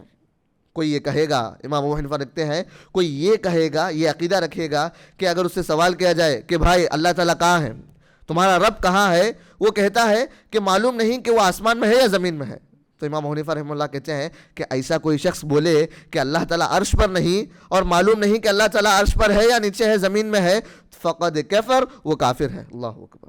آج اگر آپ غور کریں گے کئی سارے دنیا بھر کے ہمارے حنفی بھائیوں کا جو میلان ہے، جو رجحان ہے، وہ اسی صوفیہ کے عقیدے پر ہے کہ اللہ سبحانہ و تعالیٰ ہر جگہ موجود ہے۔ آپ دیکھے ہوں گے، آپ جا کر پوچھئے، اللہ تعالیٰ کے تعلق سے سوال کیجئے، جو فقہ حنفی میں ڈوبا ہوا ہے اس شخص سے جا کر پوچھئے، ان کے علماء کے پاس، ایک وہ خاموشی اختیار کر لیں گے، یا پھر یہ کہیں گے کہ ہاں اللہ سبحانہ و تعالیٰ، اعتراف تو نہیں کریں گے کہ اللہ عرش پر ہے، بلکہ کہیں گے کہ ہاں اللہ سبحانہ و تعالیٰ ہے، اللہ سبحانہ تعالیٰ تو کہیں بھی رہ سکتا ہے، اللہ سبحانہ تعالیٰ ہر جگہ رہنا چاہیے تاکہ ہماری دعا کو قبول کرے، اسی طرح پھیر دیں گے، لیکن یہ نہیں کہیں گے کہ اللہ تعالیٰ عرش پر ہے اور عرش کے علاوہ کہیں نہیں ہے۔ اللہ اکبر۔ یہ وحدت الوجود کا عقیدہ ان لوگوں کے اندر آ گیا، لیکن عقیدے دیکھیے ابو حنیفہ جو حنفی کہہ لیتے، ابو حنیفہ جو فاؤنڈر ہے، ان کا عقیدہ خود یہ تھا، منہج السلف کا تھا کہ اللہ سبحانہ وتعالی عرش پر ہے، اور اسماء و صفات کے تعلق سے اور دوسرے کئی ساری چیزوں کے تعلق سے امام ابو حنیفہ رحمہ اللہ کا عقیدہ بالکل وہی عقیدہ تھا جو آج کے اہل الحدیث منہج السلف کے عقیدے والوں کا ہے، وہی عقیدہ امام صاحب کا رہا کرتا تھا۔ اور ایک ہی کتاب تھی فقہ الاکبر کے نام سے جو عقیدے کی کتاب ہوا کرتی تھی۔ اور اس کے بعد جب آگے چل کے آخری دور میں جب امام ابو حنیفہ رحمہ اللہ پہنچے تو تاریخ اسلام کے اوراق اگر آپ دیکھیں گے نا تو کتنے سارے ائمہ گزرے ہیں، کتنے بڑے بڑے ائمہ علماء کرام گزرے، تو علماء کرام کو اگر غور کیجئے ان کی سوانح حیات، ان کی زندگی آزمائشوں سے کم نہیں تھی، ان کی زندگیوں میں تکلیف کئی زیادہ درجے بڑھ کر تھی ہمارے زندگیوں سے زیادہ۔ اور اسی طرح اگر آپ دیکھیں گے امام مالک رحمہ اللہ، امام احمد بن حنبل، امام شافعی، اس دور کے خلیفاؤں نے کتنا ظلم ڈھایا، اتنا ظلم ڈھایا کہ اللہ اکبر، کئی سارے علماء کرام جیل میں ان کی موت ہوئی، جیل میں، سجن میں ان کی موت ہوئی، جیل میں قیدی کے طور پر بند کر دیا گیا، وہ خلیفہ جیل میں ڈال دیا اس عالم کو، اور وہ ائمہ جیل میں اپنی موت کی گھاٹ پر اتارے گئے۔ اللہ اکبر۔ اسی طرح کچھ واقعہ ابو حنیفہ رحمہ اللہ کے ساتھ بھی پیش آیا۔ جب بات 140 پر 6 ہجری کی ہوتی ہے تو عباسیہ کے دور کا وہ خلافت شروع ہوتا ہے، تو عباسیہ کے دور کے خلیفہ وہ شروع ہوتے ہیں تو امام ابو حنیفہ رحمہ اللہ کے آخری دور میں ابو جعفر المنصور کے نامی ایک خلیفہ تھا، وہ بھی ظلم والا تھا، کوئی انصاف پسند بادشاہ نہیں. تو وہ بادشاہ دیکھتا ہے کہ اس دور کے بہت بڑے فقیہ اور بہت بڑے مشہور عالم جو کوفہ میں ہیں اور دنیا بھر ان کا چرچا ہے ان کے فقہ کو لے کر، ان کے علم کو لے کر، تو اس عالم کو اپنے اس دربار میں چیف قاضی کے طور پر رکھنا چاہیے. کیوں؟ کیونکہ ایسے خلیفہ اگر آپ تاریخ پڑھیں گے ظلم تو کرتے تھے لیکن اس ظلم کو بچنے کے لیے اچھے لوگوں کا سہارا لے لیتے. یہ تو ہے نا، ہر دور کی بات ہے. اگر میں ظلم کروں لیکن ظلم کرنے کے بعد میں ہاتھ دکھا دوں کہ یہ میرے ساتھ ہیں، یہ میرے دوست ہیں، یہ میرے منٹار ہیں، یہ میرے ٹیوٹر ہیں، تو بات کہنے والے دیکھنے والے کیا کہیں گا؟ ہاں ٹھیک ہے، اس کو غلطی ہو گئی ہوں گی. تو یہی نہج اس دور کے خلیفاؤں میں بھی تھی. تو ابو جعفر المنصور یہ اتنا بڑا ظالم بادشاہ تھا کہ امام صاحب کو ظلم کیا کرتا تھا کہ تم ہمارے پاس ہمارے دربار میں میرے چیف قاضی کے طور پر رہنا. لیکن امام صاحب رحمہ اللہ یہ چیف قاضی تو دور کی بات، قضا یعنی فتویٰ دینے کے اس چیز کو، اس علم کو بھی اتنا نازک سے اتنا ڈرتے تھے کہ کہیں فتویٰ بدل جائے، کہیں فتویٰ غلط ہو جائے. اللہ سبحانہ تعالیٰ کے پاس کل کے دن اس فتوے پر عمل کرنے والے تو بچ جائیں گے لیکن فتویٰ دینے والا میں اللہ کے پاس کھڑا ہو جاؤں گا اور اللہ کے پاس کل قیامت کے دن منہ دکھانے کے لائق نہیں بنوں گا. تو یہی وہ تڑپ تھی، وہ فکر تھا کہ امام ابو حنیفہ رحمہ اللہ صراحتاً کھلی طور پر انکار کر دیے کہ بھائی میں نہیں کر سکتا، لا اصلح، میں اس مقام کے قابل نہیں ہوں. تو اس کے بعد یہ وہ دیکھ کر اور غصہ ہو گیا اور کہتا ہے انت تکذب، تو جھوٹ بولتا ہے ابو حنیفہ، تم جھوٹ بولتے ہو، تم تو اس مقام کے اہل ہو. لیکن یہاں دیکھیے علم والا آدمی یہیں سے بھی دلیل پکڑ کے کہتا ہے اس کے بعد تو میں قاضی بن ہی نہیں سکتا. جعفر کہتا ہے کہ کیوں؟ کیونکہ تو نے تو کہا، ابھی تو تم نے کہا کہ میں جھوٹا ہوں اور ایک جھوٹا چیف قاضی کیسے بن سکتا، تو لہٰذا میں نہیں بن سکتا. اللہ اکبر. یہ اور زیادہ اس کے غصے کو بڑھا دیا اور بعد میں چل کر اتنا ظلم ڈھایا کہ وہ قتل کرنے کا ارادہ کر لیا تھا کہ اب امام ابو حنیفہ رحمہ اللہ کو قتل کر دیں. لیکن اس کے بعد دوسرے جو دربار کے لوگ تھے وہ مشورہ دیتے ہیں نہیں، بلکہ پہلے ہی خلافت کے تعلق سے کئی سارے اعتراضات ہیں، تو اس بار اس ایسے نازک دور میں اتنے بڑے عالم کو قتل کر دے گا تو تیری خلافت گئی. تو اس کے بعد وہ پلان کرتا اور آخری دور میں امام ابو حنیفہ رحمہ اللہ کو جیل میں ڈال دیتا. جب وہ انکار کرتے میں قاضی نہیں بنوں گا تو جیل میں ڈال دیتا اور حکم دیتا کیا معلوم، ایک دن میں 10 کوڑے لگائے جائیں. اللہ اکبر. اتنے بڑے عالم اپنی علم کو، اپنی زندگی کو علمی میدان کے لیے، اپنے لیے، ہمارے لیے خرچ کر دیے، لیکن ان کی آزمائش کو دیکھیے. وہ اتنا بڑا ظلم والا خلیفہ تھا کہ ابو جعفر المنصور جیل میں تو ڈال دیا، ہر دن 10 کوڑے لگانے کا بھی حکم دے دیا. اسی طرح دن گزرتے گئے 11واں دن تھا اور 110 کوڑے لگا چکے تھے. اور آخر میں ایک روایت کے تعلق سے، ایک روایت کے حساب سے یہ بھی بات آتی ہے کہ امام ابو حنیفہ رحمہ اللہ کو زہر بھی دیا گیا اور آخر کار امام ابو حنیفہ رحمہ اللہ 150ویں ہجری میں ان کی وفات ہوتی ہے. اللہ اکبر. یہ جو ائمہ اربعہ کے پہلے امام تھے، اس امام کی موت آخر ایک جیل میں آتی ہے اتنی آزمائشوں کے باوجود. لیکن اب غور کیجئے، جب امام ابو حنیفہ رحمہ اللہ کی وفات ہو جاتی ہے لیکن کیا ان کے علم کا سفر کا جو اختتام ہے، علم کا سفر کا جو سفر ہے، جو ٹریول ہے، وہ ختم ہو گیا؟ ایسا نہیں. کیوں؟ کیونکہ جب امام ابو حنیفہ رحمہ اللہ موت تو ہو گئے، انتقال تو ہو گئے، تو گئے اپنے شاگردوں کو چھوڑ گئے. اللہ اکبر. ایسے شاگرد، ایسے بہترین شاگرد جو بعد میں چل کر امام ابو حنیفہ رحمہ اللہ کے فقہ کو لے کر، امام ابو حنیفہ رحمہ اللہ کے فتاوے کو لے کر دنیا بھر میں پھیل کر دنیا والوں کے پاس اپنے اس علم کو امام ابو حنیفہ رحمہ اللہ سے نسبت دے کر علم بانٹنے لگتے ہیں. اسی لیے آج ہم دیکھتے ہیں یہ فقہ حنفی اتنا دور جو سمندر پار کر کے آج کئی سارے ممالک میں دنیا بھر کے لوگ اپنے آپ کو حنفی کہتے ہیں کہ یہ ان شاگردوں کی وجہ سے ہیں. ان کے شاگرد میں کئی سارے لوگ ہیں، جیسے امام عبداللہ بن مبارک رحمہ اللہ تھے جو بہت بڑے عالم ہوا کرتے تھے، فضیل بن عیاض تھے اور دوسرے کئی سارے علماء تھے. اس میں صف اول، اور اگر بات آتی ہے فقہ حنفی کی تو اکثر ان کا نام لے جاتا ہے، ان شاگردوں کا نام لیا جاتا ہے. ان میں سے پہلے تھے امام ابو یوسف رحمہ اللہ، اور دوسرے امام محمد بن حسن رحمہ اللہ، اور تیسرے ظفر رحمہ اللہ تھے. اور جب کبھی آپ حنفی کتابوں کو پڑھیں گے، ان کا مطالعہ کریں گے نا، تو یہ 3 علماء کے نام آئیں گے ہی آئیں گے. ان کے تعلق سے کئی سارے اقوال ہوں گے. ایک رہیں گا امام ابو حنیفہ کا قول، ایک ہوگا امام ابو حنیفہ کا فتویٰ، اور اس کے بعد اس فتوے کی تائید میں ان کے شاگردوں کا ایک قول بھی ذکر کریں گے کہ ہاں امام ابو حنیفہ رحمہ اللہ کے شاگرد ابو یوسف محمد، ان کا بھی قول ہے، ان کی بھی جو فتوے ہے وہ بھی اسی طرح ہیں. تو لیکن آپ دیکھیے امام ابو حنیفہ رحمہ اللہ جب تربیت کیے، اپنے شاگردوں کو علم بانٹے، علم کے ساتھ ساتھ ایسی تربیت کیے کہ دیکھو میرے فتوے بالکل اتنا نہیں کہ 100% صحیح ہے. اور یہ بات ہم غور کرنا چاہیے، جب کبھی ہم امام ابو حنیفہ رحمہ اللہ کے تعلق سے پڑھتے ہیں تو اس دور میں کیا ہوا یہ بھی ہم جاننا چاہیے. یہ وہ دور تھا جب امام ابو حنیفہ کے دور میں احادیثوں کے ساتھ کئی سارے لوگ غلط احادیثوں کو ملا دیے.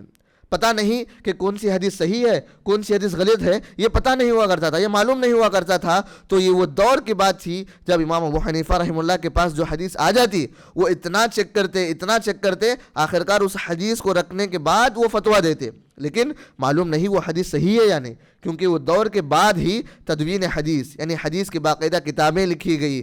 حدیث کے بعد صحیح کون سا، ضعیف کون سا، ان تمام حدیث کے اندر فرق کیا گیا. لیکن جب بات آتی ہے امام ابو حنیفہ کے دور میں تو حدیث ملاوٹی طور پر تھی، معلوم نہیں صحیح کون سی ہے، ضعیف کون سی ہے. اسی لیے امام ابو حنیفہ رحمہ اللہ کے اکثر فتاوے ایسے ہوا کرتے تھے، تھوڑے حدیث سے ہٹ کر ہوا کرتے تھے. کیوں؟ کیونکہ صحیح حدیث اور ضعیف کے اندر تمیز نہیں ہوا کرتا تھا. لیکن یہ کب اس کا ازالہ ہوا، اس کا کلیئرنس کب ملا؟ ان کے شاگردوں نے جب دنیا بھر پھیل کر علم حاصل کیے تو معلوم ہوا کہ یہ صحیح حدیث ہے، یہ غلط حدیث ہے. تو اسی لیے جب ہم دیکھتے ہیں کہ ان کے شاگردوں کے تعلق سے ایک بہت بڑے ہمارے اس انڈیا کے ایک عالم تھے ابو الحسن ابو الحی لکھنوی رحمہ اللہ. یہ بہت ہی حنفی علماء میں سے معتبر عالم تھے اور ہمارے انڈیا کے لکھنؤ کے عالم تھے. یہ کہتے ہیں کہ امام ابو حنیفہ رحمہ اللہ کے جو شاگرد ہیں نا، اب جو ذکر کیا امام ابو حنیفہ کے ظفر ہو یا ابو یوسف ہو یا امام محمد ہو، ان کے تعلق سے کہتے ہیں کہ امام ابو حنیفہ کے فتاوے اور مسائل میں سے ثلث مسائل اور اس سے زیادہ مسائل میں اختلاف کرتے ہیں. یعنی اگر آپ غور کریں گے، اگر امام ابو حنیفہ رحمہ اللہ 9,000 فتاوے دیے تو ان 9,000 فتاووں میں سے اپنے جو بھی قضا میں سے 3,000 فتاوے سے زیادہ امام ابو حنیفہ رحمہ اللہ کے شاگرد ان سے اختلاف کیے. یعنی یہ فتویٰ امام صاحب کا اس دور میں تھا، یہ صحیح نہیں تھا اور حدیث صحیح نہیں پہنچی تھی، تو ہمارے فتوے الگ ہیں. اللہ اکبر.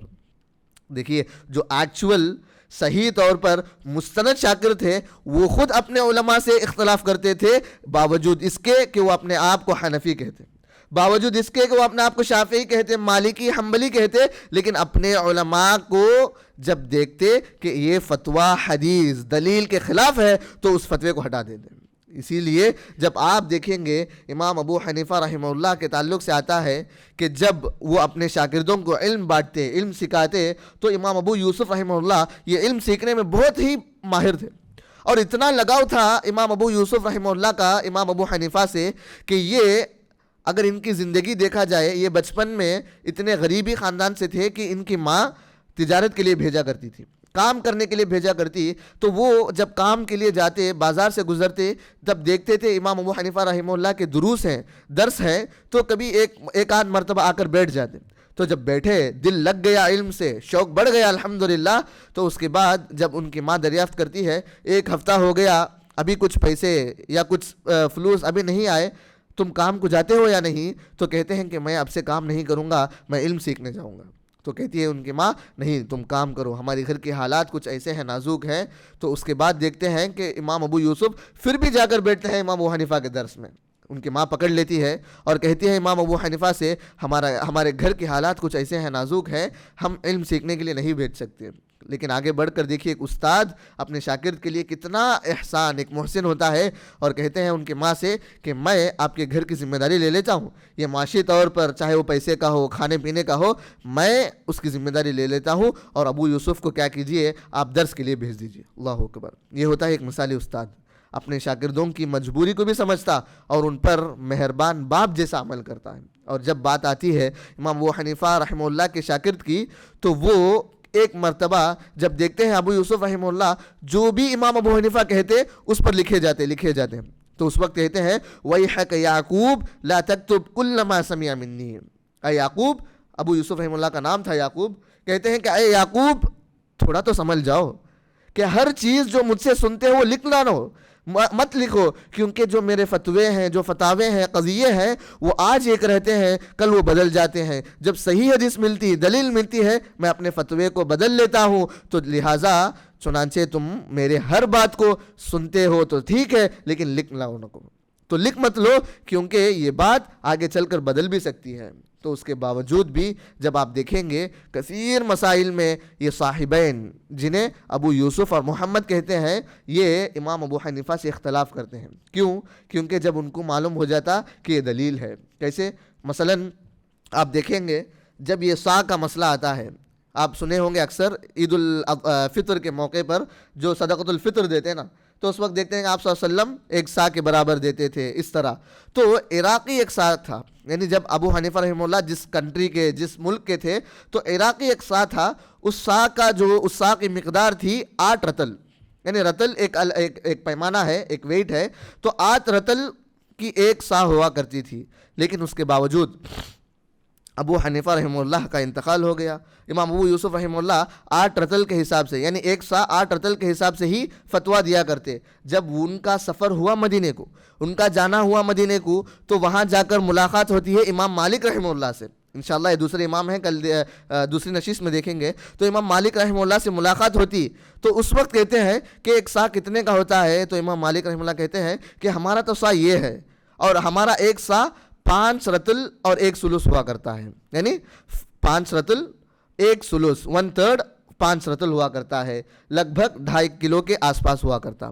تو کہتے ہیں نہیں، ہمارے امام صاحب تو 8 رتل کا ایک سا ہوا کرتا تھا، اسی طور پر میں فتویٰ دیتا ہوں۔ تو اب امام مالک رحمہ اللہ اپنے شاگردوں کو اور مدینے والوں کو اکٹھا کرتے اور اپنے سا کو دکھانے کے لیے کہتے، تو دیکھا کہ سا، ہر کوئی سا 5 رتل کا ہی تھا، اور کہتے ہیں کہ یہی وہ سا ہے، اسی سا سے ہمارے آب و اجداد، یعنی ہمارے باپ دادا آپ صلی اللہ علیہ وسلم کے زمانے میں صدقۃ الفطر اٹھا کر دیتے تھے۔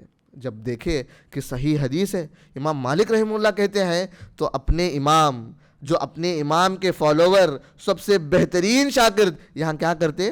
ایسا نہیں کرتے کہ آج کے دور کے حنفی جیسے، ہمارے بھائیوں کے جیسا، نہیں میرے امام کی بات آ گئی، یہ دلیل ہو یا آپ ہو یا کچھ بھی ہو، میں اپنے امام کی بات سنوں گا، نہیں، بلکہ یہاں اختلاف کرتے ہیں، کہتے ہیں کہ ہاں ایسے ہے کیا میری بات، تو میرے بھائی اسے ہٹا دیجئے۔ اس کے بعد سے امام ابو یوسف کا فتویٰ بھی بدل جاتا ہے کہ ایک سا 5 رتل 1 سلس کا برابر ہوتا ہے۔ اللہ اکبر۔ ایسی کئی ساری مثالیں آپ دیکھ سکتے ہیں۔ سب سے بڑا مسئلہ جب کھڑا کرتے ہیں ہمارے حنفی بھائی، رفع الیدین کا، رفع الیدین کی بات جب آ جاتی ہے نمازوں میں ہاتھ اٹھانے کا مسئلہ، تو آج تک اس مسئلے کا حل نہیں بتاتے۔ لیکن دیکھیے جو حنفی علماء کرام کیا ہوا کرتے تھے، جو امام ابو حنیفہ کے شاگرد ہوا کرتے تھے، اگر آپ فقہ حنفی میں دیکھیں گے تو یہ رفع الیدین ان کے پاس مسنون نہیں، کیونکہ امام ابو حنیفہ کے دور میں وہ صحیح حدیث نہیں پہنچی ہوگی۔ لیکن اس کے بعد آج تک بھی یہ رفع الیدین کے مسئلے کو وہ ایکسپٹ نہیں کرتے۔ لیکن آپ سیرت کو اٹھا کر دیکھیں گے، امام محمد جو ابو حنیفہ کے شاگرد ہیں، ان کے شاگرد کا نام آتا ہے عصام بن یوسف البلخی، یعنی عصام بن یوسف یہ امام ابو حنیفہ کے شاگرد ہیں، یہ بالکل حنفی مذہب کے ہیں، یہ بالکل حنفی مدرسے کے ہیں، امام ابو حنیفہ کے اس فقہ کے ہیں۔ ان کے تعلق سے سیرت میں آتا ہے کہ یہ برابر رفع الیدین کیا کرتے تھے، باوجود اس کے کہ وہ اپنے آپ کو حنفی کرتے تھے۔ اللہ اکبر۔ یہ کون سے دور میں ہم ہیں؟ یہ کون سے وہ حنفی بھائی ہیں جو یہ کہتے کہ رفع الیدین بالکل نہیں کرنا؟ یہ مسئلے میں اتنا ہم الجھے ہیں، لیکن دیکھیے خود حنفی علماء، خود حنفی عالم جو بالکل قریبی زمانہ ہے ابو حنیفہ رحمہ اللہ سے، ان کے تعلق سے آتا ہے صحیح روایات سے، مستند روایات سے، کہ وہ باقاعدہ رفع الیدین کرتے تھے۔ اور اس کے بعد کہاں جائیں گے؟ اگر یہ ہم ثابت کر دیے، تو یہ سننے کے باوجود ان کا قول کیا ہوتا ہے؟ وہی عام قول، وہی عام بات کہ ہم اندھی تقلید کریں گے، یہ مسائل کو ایسے ہی فالو کریں گے جس طرح ہم سنتے آتے ہیں ہمارے علماء سے، لیکن ہم ایکچول مسئلے کو نہیں اٹھائیں گے۔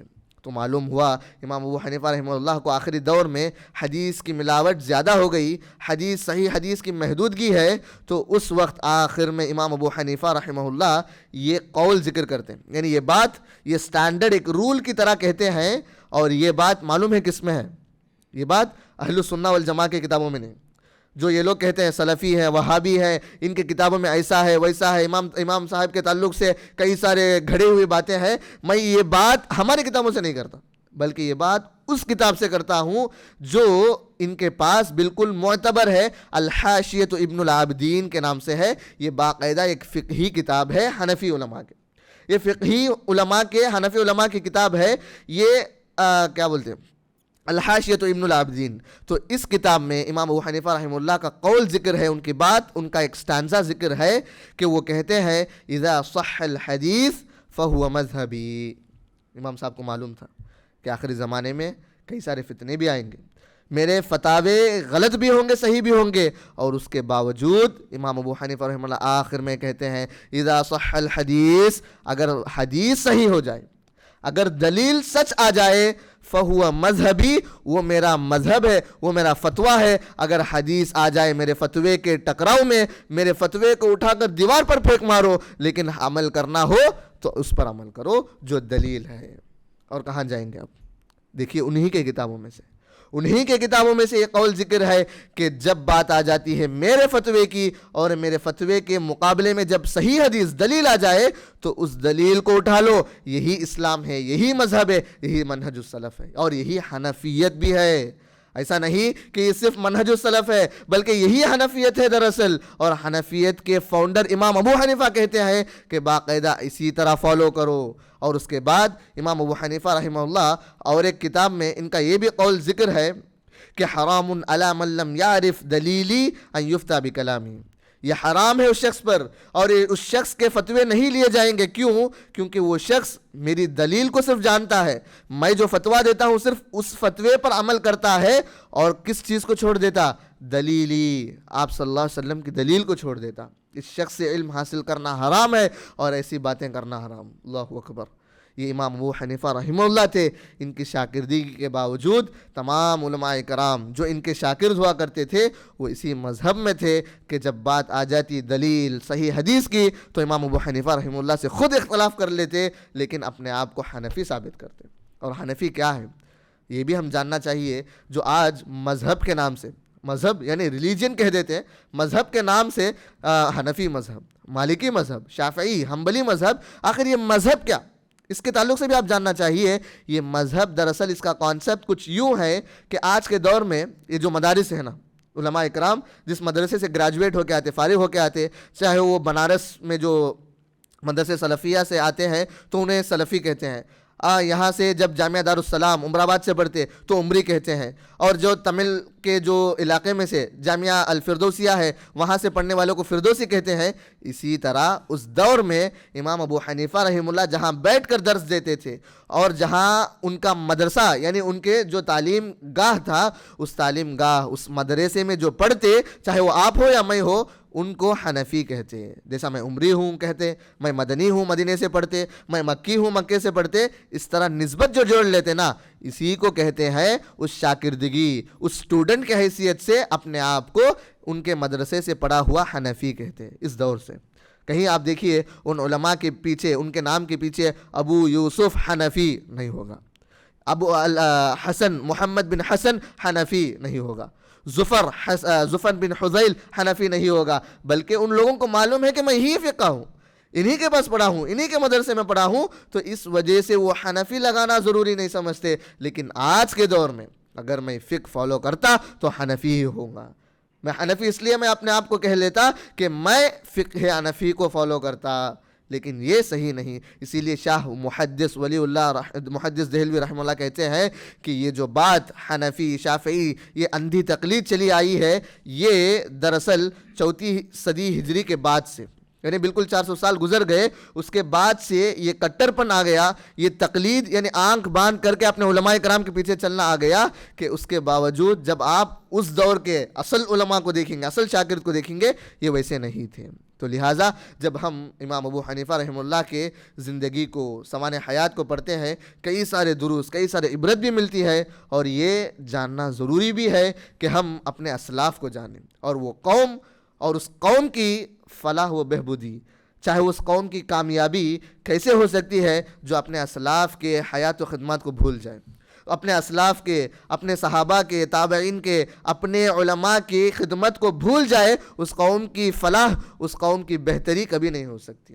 اللہ سے دعا کیجئے کہ اللہ تعالی ہم تمام کو ان سے بچائے جو سلف الصالحین کو ٹھکرا دیتے اور بس اندھی تقلید کر دیتے۔ تو چاہیے کہ ہم تمام ائمہ کرام کے تعلق سے پڑھیں، ان کے حیات و خدمات کے تعلق سے پڑھیں، آگے چل کر کئی سارے علماء کرام تھے، ان کے تعلق سے ہی پڑھنا چاہیے، اور ان کے تعلق سے جو بھی دروس اور اسباق اور عبرت ملتے ہیں اسے ہمارے دنیا میں، ہمارے اس زندگی میں امپلیمنٹ کرنا ضروری ہے۔ تو اللہ سبحانہ و تعالیٰ سے دعا ہے کہ اللہ سبحانہ و تعالیٰ ہمارے ائمہ، سلف، تمام صحابہ کرام، تابعین، تبع تابعین کی خدمات کو قبول فرمائے، ان کی گناہوں کی بخشش عطا فرمائے، اور انہی کے نہج پہ، انہی کے طریقے میں چلنے والے لوگوں میں سے ہمیں بنا دے، صحیح عقیدے والا، صحیح منہج والا بنائے۔ اللہ سبحانہ و تعالی ہم تمام کو سننے کے زیادہ عمل کرنے کی توفیق عطا فرمائے، آمین۔ وآخر دعوانا الحمدللہ رب العالمین، والسلام علیکم ورحمۃ اللہ وبرکاتہ۔